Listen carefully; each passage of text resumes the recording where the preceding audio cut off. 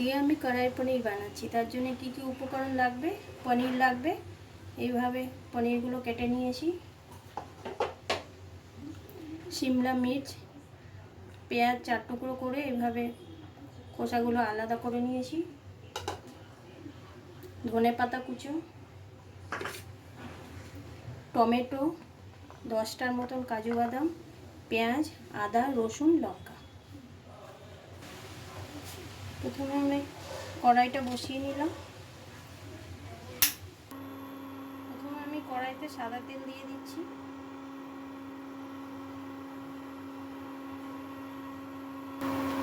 তার মধ্যে সামান্য নুন দিয়ে দিচ্ছি। এবার একে একে পনিরগুলো ভেজে নেব।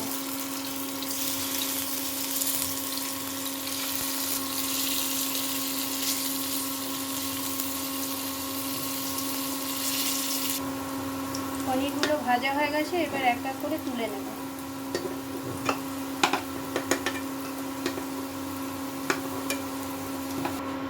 এখন আমি কিছু মশলা ভেজে নেব এক এক করে।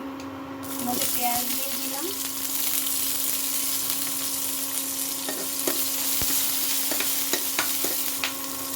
কুচনো আদা দিয়ে দিলাম,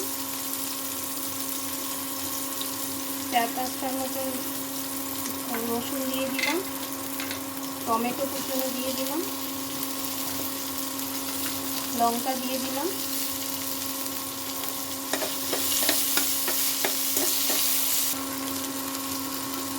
10টা মতন কাজু বাদাম দিয়ে দিলাম।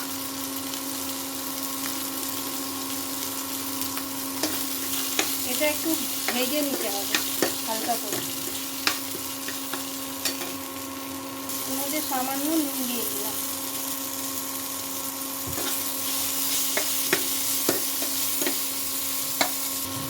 মশলাগুলো ভাজা হয়ে গেছে, আমি এখন তুলে নেব।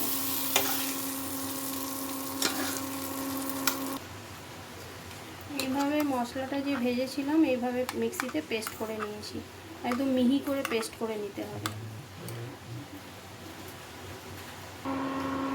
এটার মধ্যে আর একটু সাদা তেল অ্যাড করে দিচ্ছি।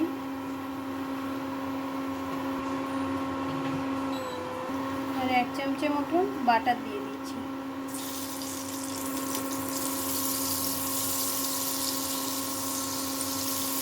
এবার এর মধ্যে একে একে পেঁয়াজগুলো, যে কিউব করে রাখা পেঁয়াজগুলো ভেজে নেব। আর এই শিমলা মির্চগুলো ভেজে নেব।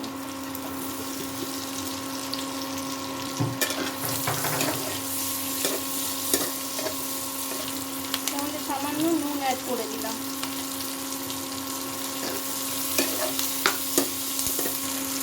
এবার এর মধ্যে পিষে রাখা মশলাটা দিয়ে দেব।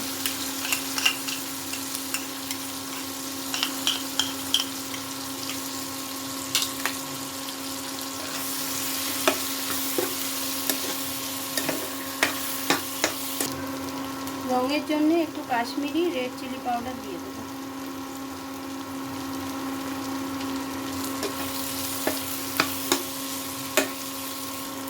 এর মধ্যে সামান্য জল দিয়ে দেবো।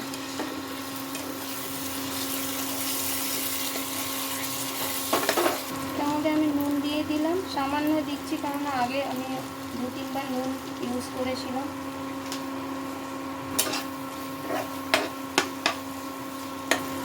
এর মধ্যে আমি আধা বাটি মতো দুধ মিশিয়ে দিচ্ছি।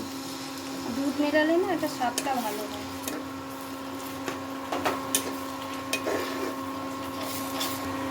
এবার এটাতে একটু জল মিশিয়ে দিলাম।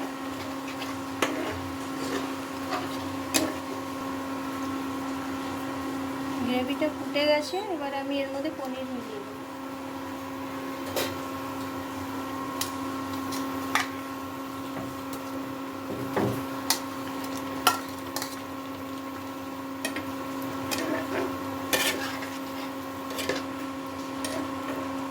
আধা চামচের মতো চিনি দিয়ে দিলাম।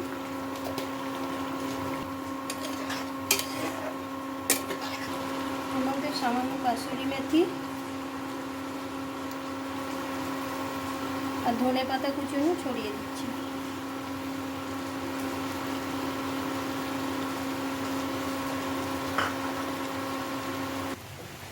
রান্নাটা কমপ্লিট হয়ে গেছে। এবার সার্ভ করে নেব।